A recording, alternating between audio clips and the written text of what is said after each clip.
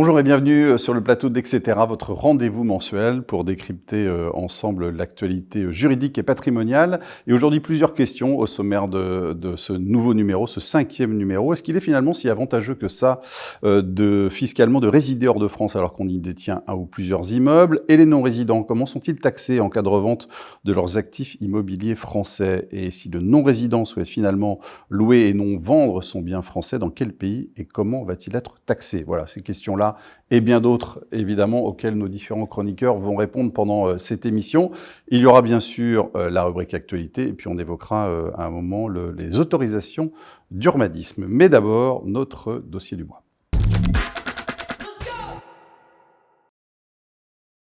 Et ce sont Myriam et Franck qui vont nous apporter leurs éclairages. Myriam, bonjour. Bonjour. Vous êtes en charge du pôle famille au Cridon Ouest. Et puis Franck, vous êtes juriste consultant au pôle affaires du Cridon Ouest. Tiens, quelques chiffres à propos justement de ces Français, d'abord des nombreuses personnes qui résident hors de France et qui possèdent un ou plusieurs immeubles. Ça peut être des Français expatriés, on est d'accord Myriam, mais aussi des ressortissants étrangers. Historiquement en tête donc du classement les Britanniques, qui ont été détrônés par les voisins belges, qui représentent désormais 20% des achats réalisés par les étrangers non résidents en France.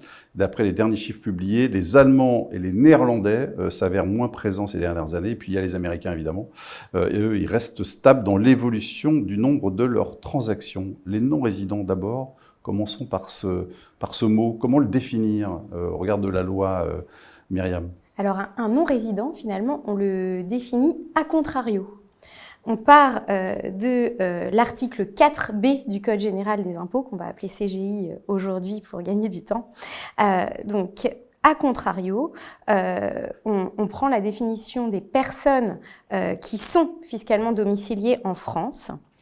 Et l'article 4B prévoit qu'il s'agit des personnes qui ont soit en France leur foyer ou le lieu de leur séjour principal, soit exercent en France une activité professionnelle, salariée ou non, à moins qu'elle ne justifie que cette activité est exercée à titre accessoire. Soit ces personnes ont en France le centre de leurs intérêts économiques. Et enfin, on a également le cas des agents de l'État, des collectivités territoriales et de la fonction publique hospitalière qui exercent leurs fonctions ou sont chargés de mission dans un pays étranger et qui ne sont pas soumis dans ce pays étranger à un impôt personnel sur l'ensemble de leurs revenus. Dites-moi, ça fait beaucoup de critères. Il faut les remplir tous en même temps. Alors non, justement. C'est pour ça que j'ai employé le mot « soit » régulièrement pour bien accentuer sur ce point. Il s'agit de critères alternatifs et non cumulatif. Ça suffit donc, ça signifie quoi? Un seul et si et on est qualifié de résident fiscal français.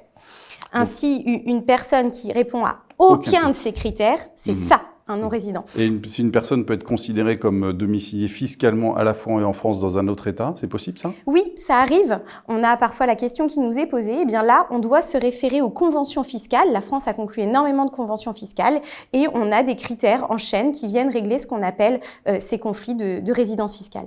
Alors, que se passe-t-il lorsqu'un non-résident vend un bien immobilier en France et qui réalise là une plus-value? Ça se passe comment, Myriam? Alors, on applique un prélèvement qui est prévu à l'article 244 bis A du CGI. Il s'applique toutefois sous réserve des conventions internationales. Cela signifie que le droit interne s'applique, sauf si une convention y fait obstacle. En l'occurrence, dans bien des cas, les conventions conclues par la France prévoient que c'est l'État de la source, c'est-à-dire l'État où est situé l'immeuble qui est vendu, qui a le droit d'imposer la plus-value. Mais ça ne prive pas l'autre État également d'imposer selon ses propres règles. Ça va dépendre de quoi alors? De la façon dont est rédigée la convention. On a différents modes d'élimination des doubles impositions qui sont prévus. Et sur quelle plus-value s'applique le prélèvement alors? Alors, ça concerne la plus-value qui résulte de la vente d'un bien immobilier situé en France. Et on a derrière la question des prélèvements sociaux. qui vient immédiatement ensuite. Et quel est le taux alors dans ces cas-là? On est à un taux de 19%. Et s'agissant justement des prélèvements sociaux, les taux, Franck, précis, on va avoir un tableau qui va nous Oui, éclairer. comme le disait Myriam, il y a des prélèvements sociaux qui vont s'appliquer. En réalité, il y en a 3.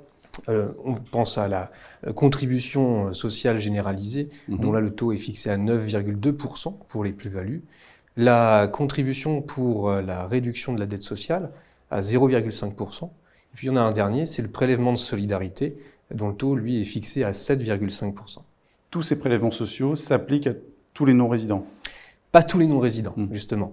Il va y avoir certaines exceptions, là, qui vont être liées au régime de sécurité sociale. C'est-à-dire que si on a un non-résident qui n'est pas affilié à un régime de sécurité sociale obligatoire français et qui est affilié à un régime obligatoire de sécurité sociale de l'espace économique européen, alors là, on pourra en effet le dispenser de CSG et de CRDS. Mais ils auront quand même un prélèvement. Le prélèvement de solidarité de 7,5%, celui-ci, il reste bien présent. Et je précise que l'espace économique européen, c'est le Liechtenstein, l'Islande et la Norvège, mais ça peut aussi concerner les résidents suisses. Est-ce que ça concerne également les ressortissants britanniques? Alors c'est une bonne question parce que depuis le Brexit, le Royaume-Uni ne fait plus partie de l'espace économique européen. Donc on pourrait se dire qu'on doit leur appliquer la CSG et la CRDS, mais en réalité, les accords de négociation du Brexit ont dégagé le fait qu'on va pouvoir les dispenser de CSG, CRDS si on est affilié à un régime de sécurité sociale britannique, si on n'est pas affilié à un régime obligatoire de sécurité sociale français, et si on est ressortissant d'un pays membre de l'Union européenne, de la France, ou si on est ressortissant du Royaume-Uni. Ça recouvre quoi, cette notion de ressortissant? En fait, c'est la question de la nationalité, c'est-à-dire si une personne de nationalité belge vit en Australie, par exemple, ça restera un ressortissant belge, parce qu'il a cette nationalité belge. Myriam, il y a des exonérations qui sont applicables aux non-résidents? Oui. Alors tout d'abord, il ne faut pas oublier les exonérations des résidents qui peuvent, pour certaines, bénéficier également aux non-résidents. Alors sans être exhaustif, parce qu'il y en a énormément, on peut citer les biens pour lesquels une déclaration d'utilité publique a été prononcée en vue d'une expropriation ou pour lesquels le cédant a exercé le droit de délaissement. On a également le cas des biens échangés dans le cadre d'opérations de remembrement ou assimilés. Alors peut-être un peu plus fréquent, les cessions avec des prix inférieurs ou égaux à 15 000 €.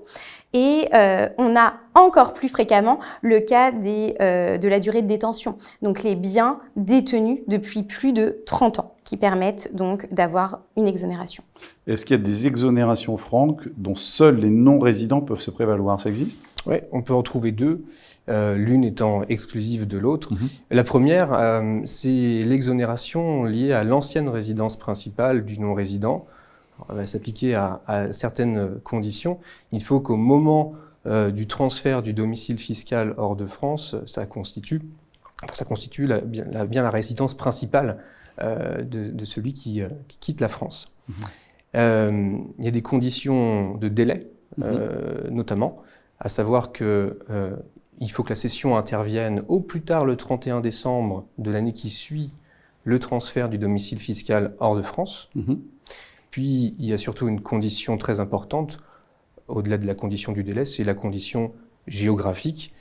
Il faut que l'état d'expatriation soit un état éligible. Et l'autre exonération, donc, elle concerne les plus-values, hein, Myriam? Oui, toujours les plus-values. Une seconde exonération donc spécifique aux non-résidents. Finalement, on applique plus fréquemment que l'exonération résidence principale. Alors là, ça concerne les plus-values réalisées depuis le 1er janvier 2014 au titre de la cession d'un logement situé en France par des personnes physiques non résidentes de France, ressortissantes, la notion qu'on a vue, donc la nationalité, ressortissante d'un État membre de l'Union européenne ou d'un autre État partie à l'accord sur l'espace économique européen ayant conclu avec la France une convention d'assistance administrative en vue de lutter contre la fraude et l'évasion fiscale. Cette exonération, elle s'applique aux ressortissants d'un État éligible, c'est-à-dire vraiment aux personnes ayant la nationalité de cet État. On insiste parce qu'on a vraiment régulièrement la question au Cridon Ouest. Et dans la pratique, elle s'applique de quelle manière? Alors, cette exonération s'applique dans la limite d'une résidence par contribuable et de 150 000 € de plus-value nette imposable à la double condition. Il y a une double condition. À la double condition que premièrement, le cédant ait été fiscalement domicilié en France de manière continue pendant au moins 2 ans à un moment quelconque antérieurement à la cession. Ça peut être pendant sa minorité, sans souci. La deuxième condition à remplir est que la cession doit intervenir au plus tard le 31 décembre de la 10e année suivant celle du transfert par le cédant de son domicile fiscal hors de France, ou sans condition de délai, et c'est pour ça aussi qu'on arrive parfois à remplir cette condition, lorsque le cédant a la libre disposition du bien au moins depuis le 1er janvier de l'année précédant celle de la cession.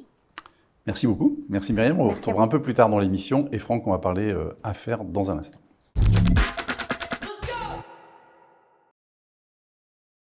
Et Denis nous a rejoint également. Bonjour à vous. Bonjour Stéphane. Merci beaucoup. Vous êtes juriste consultant du pôle immobilier au Cridon Ouest. On vous donnera la parole dans quelques instants.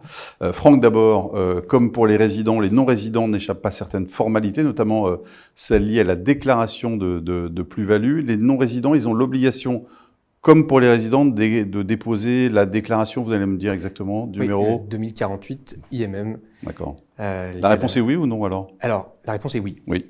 La réponse est oui. Ils ont une obligation de déposer la déclaration dans le mois qui suit la cession.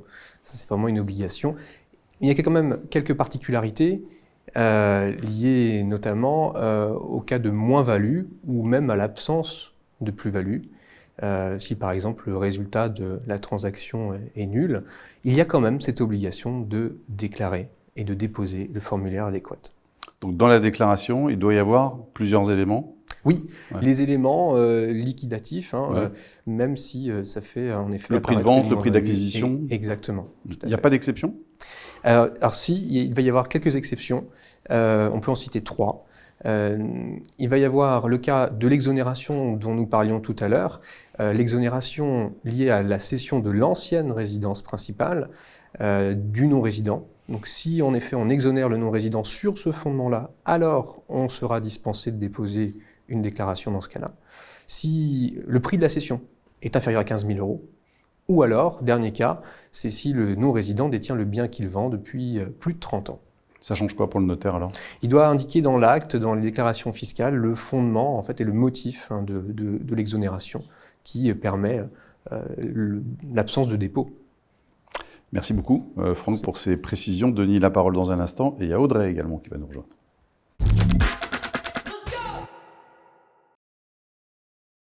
Bonjour Audrey. Bonjour Stéphane. Bienvenue sur le plateau. Merci. Vous êtes la directrice générale de Coform. C'est ça. Et on vous retrouvera tout à l'heure pour la rubrique Actualité. Pour l'instant, on parle IMO, mais comme c'est le cas d'ailleurs depuis le début de cette émission avec vous, Denis. Et cette première question, pour un notaire, quel est le premier réflexe lorsqu'un ressortissant étranger achète un bien en France? Que faut-il d'abord vérifier?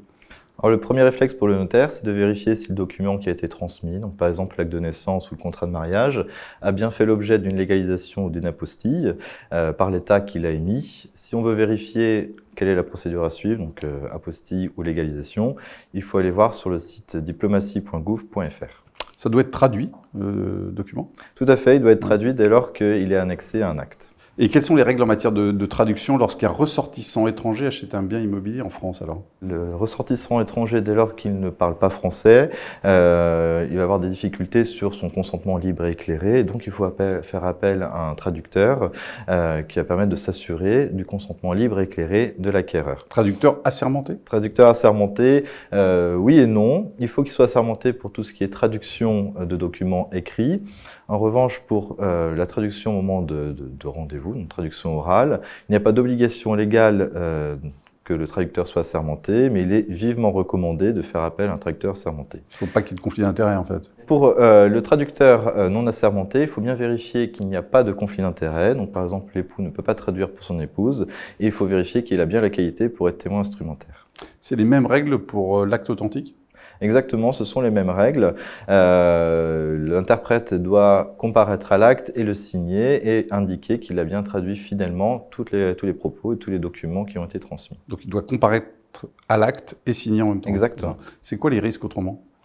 Les risques, eh bien, ça va être la validité du contrat, parce que si l'acquéreur n'a pas eu un consentement libre et éclairé à l'acte, eh bien, on va considérer qu'il y a eu un vice du consentement, et donc qui dit vice du consentement dit annulation de l'acte, sauf au moment des articles 1130 et 1131 du Code civil, voire engagement de la responsabilité. Ça peut être justement la responsabilité du notaire qui peut être engagée dans ce cadre-là. Mais il faut noter que si on a fait appel à un traducteur assermenté, eh bien, le notaire peut être exonéré de sa responsabilité. Et qu'en est-il pour la purge du délai de rétractation dans ce cas-là ? Pour la purge du délai de rétractation, eh bien, le principe est similaire. Il faut traduire à la fois le courrier qui est transmis à l'acquéreur, mais également toutes les pièces qui sont transmises, mais qui sont déjà traduites, puisqu'elles sont l'avant-contrat et les annexes. Donc traduction du courrier et des pièces jointes. Exactement. Des deux. Et c'est quoi là les risques, en l'occurrence, autrement ? Eh bien, les risques, c'est le risque classique en matière de purge du droit de rétractation, c'est-à-dire qu'on va considérer qu'il n'y a pas eu de droit de rétractation valable, et donc, encore une fois, c'est la validité du contrat qui sera en jeu. Merci beaucoup, Denis. C'est très clair. C'est l'heure maintenant de notre rubrique « Il était une fois le droit ».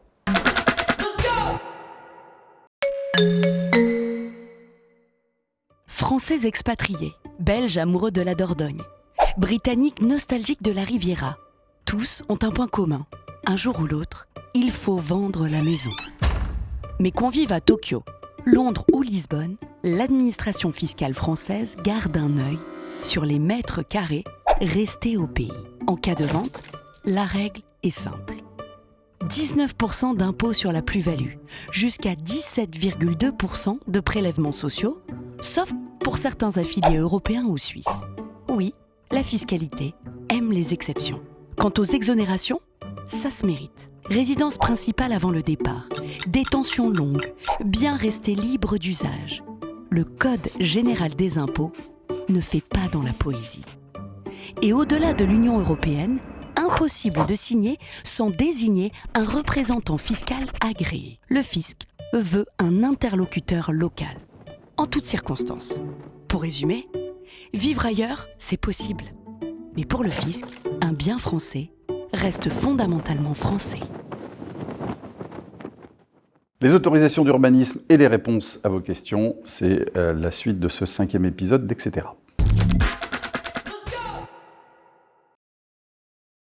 Myriam nous a rejoint, on revient à vous dans un instant, et Audrey, on va un peu s'écarter du sujet des non-résidents pour évoquer et faire un petit détour par l'urbanisme, parce que j'aimerais que vous nous éclairiez sur un décret qui est paru très récemment, le 26 mai 2025, et qui proroge automatiquement les autorisations d'urbanisme délivrées entre le 1er janvier 2021 et le 28 mai 2024. C'est très précis. Comment vous expliquez cette mesure ?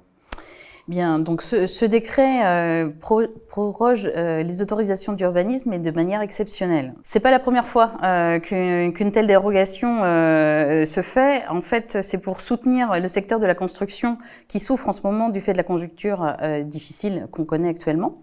Les chantiers ont pris du retard, ce qui fait que le risque encouru, c'est la caducité des autorisations obtenues. Ça concerne toutes les autorisations d'urbanisme ?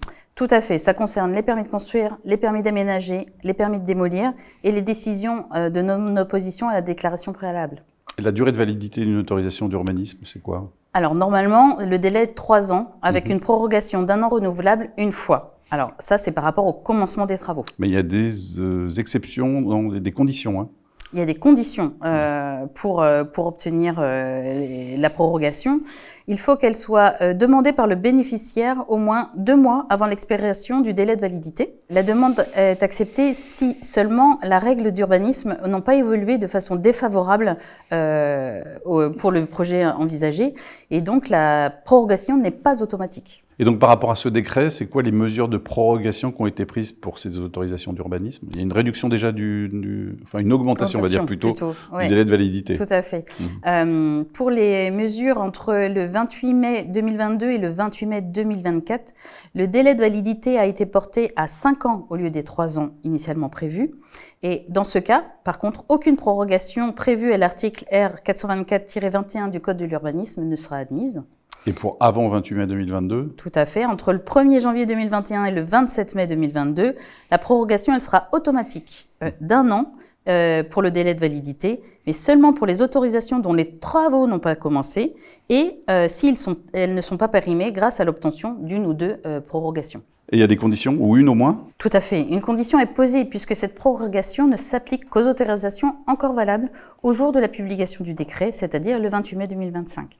En revanche, à partir du moment où l'autorisation initiale est toujours valable, la prorogation sera directement applicable sans qu'il soit nécessaire d'en demander le bénéfice. Merci beaucoup Audrey, vous restez avec nous pour les questions pratiques tout à l'heure, mais d'abord, on répond à vos questions.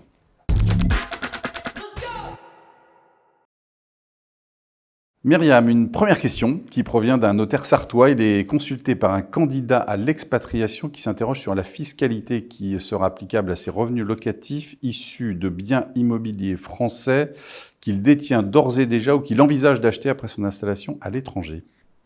Oui, alors il faut savoir que les revenus immobiliers de source française sont dans la plupart des cas soumis à l'imposition en France. En matière d'impôt sur le revenu, la France a signé de nombreuses conventions internationales, donc bilatérales, avec des pays étrangers. Ces conventions prévoient des règles destinées à éviter les doubles impositions en matière notamment de revenus locatifs. Dans notre cas, le but est d'éviter que les fameux loyers français soient 2 fois taxés. Une première fois en France, l'état de la source, et une deuxième fois dans l'état de résidence de ce candidat à l'expatriation. Il y a 2 grandes méthodes d'élimination des doubles impositions qu'on retrouve dans les conventions, souvent soit l'une, soit l'autre, ou parfois les deux sont combinés. La première, peut-être la plus simple, c'est celle de l'imputation. C'est-à-dire que dans ce cas-là, l'état de la résidence va lui aussi taxer le loyer, mais va imputer sur son impôt celui qui a été payé en France au titre de ce revenu locatif. L'autre méthode, retenue par d'autres conventions internationales, c'est ce que l'on appelle le taux moyen ou taux effectif. Dans ce cas-là, on reste toujours sur le principe, c'est la France qui taxe en premier chef le loyer, mais l'état de la résidence va le prendre en compte également, ce loyer français, pour déterminer le taux d'imposition dans son propre pays. Concrètement, ça signifie qu'en présence d'un barème progressif, on va monter plus haut dans les tranches du barème d'imposition. On a une question d'un collaborateur d'une étude vendéenne qui nous interroge au sujet d'un résident suisse qui détient un appartement à Nantes loué nu. Est-ce que les revenus locatifs qu'il perçoit sont soumis à une imposition en France ? Il faut savoir que la France et la Suisse ont signé une convention en matière d'impôt sur le revenu. Elle est datée du 9 septembre 1966, mais elle est toujours en vigueur. Elle a fait l'objet de plusieurs avenants depuis. Son article 6 prévoit que les revenus de biens immobiliers situés en France sont imposables en France. Ainsi, même si le client de ce notaire vendéen est domicilié fiscalement en Suisse, il reste imposable à l'impôt sur le revenu en France dans la catégorie revenus fonciers. Il faut également s'interroger au sujet de l'application des prélèvements sociaux dans un tel cas de figure. Le raisonnement est alors le même que ce qu'on a vu tout à l'heure en matière de plus-value.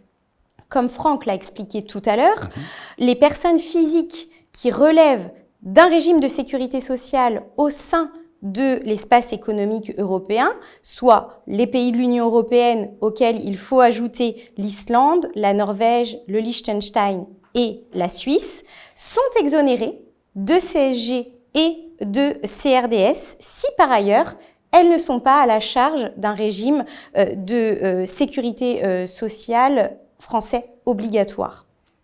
Notre résident suisse remplit a priori les critères que je viens d'énumérer. Mais attention, comme Franck l'avait souligné tout à l'heure, il restera néanmoins soumis à un prélèvement, le prélèvement de solidarité qui est fixé à 7,5% parce que celui-ci est affecté au budget de l'État. On ne peut pas en être exonéré. Dernière question, un notaire de la Nièvre nous interroge au sujet d'un résident anglais qui possède plusieurs logements loués, meublés dans différentes villes de l'ouest de la France. À quelle imposition il est soumis dans ces cas-là ? En France, les revenus tirés d'une activité de loueur en meublé, que cette activité soit considérée comme réalisée à titre professionnel ou non, relèvent des BIC, les bénéfices industriels et commerciaux. Pour déterminer si ce résident anglais relève de la catégorie des loueurs en meublé professionnels, LMP, ou des loueurs en meublé non professionnels, LMNP, il convient de se reporter à l'article 155, grand 4 de notre Code général des impôts français. Ce texte fixe les conditions permettant de déterminer le statut fiscal de ce loueur. Toutefois, dans la plupart des cas, cela n'a pas d'influence sur les règles d'imposition prévues dans les conventions internationales. Et justement, en présence de notre résident anglais, ça va être le cas. Parce que lorsqu'on regarde la convention fiscale franco-britannique du 19 juin 2008, plus précisément son article 6, il est prévu que les revenus de biens immobiliers sont imposables dans l'État où ces biens sont situés. Ainsi, même si en France, ces revenus sont considérés comme des bénéfices industriels et commerciaux, les BIC, eh bien, ils constituent des revenus de biens immobiliers au sens de la Convention franco-britannique. Afin d'éviter la double imposition de ces revenus locatifs, ce résident anglais pourra imputer sur l'impôt dû au Royaume-Uni, au titre de ces mêmes revenus, un crédit d'impôt égal à l'impôt français réglé au titre de ses loyers. Merci beaucoup Myriam. Les questions pratiques maintenant avec Audrey.